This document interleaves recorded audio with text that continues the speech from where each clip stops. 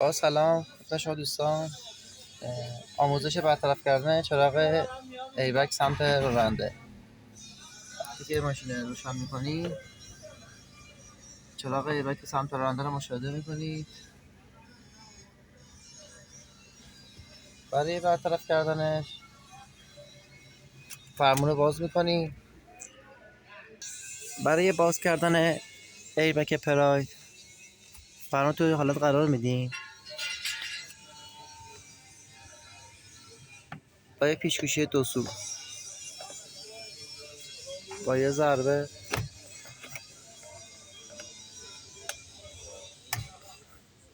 ایبک میپره بیرون، خاریش آزاد میشه.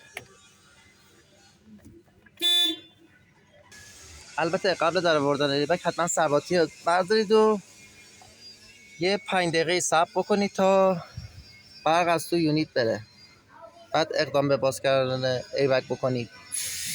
خب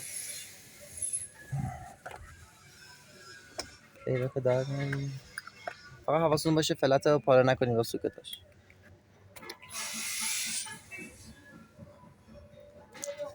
این شما خاری ایبک رو ببینید با سوکت های بوق. برای در آوردن اینا یه زامن اینجا داره، این زامنه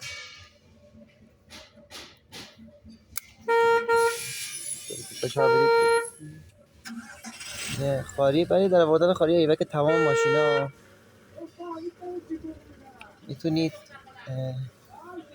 با یه دوسو نازک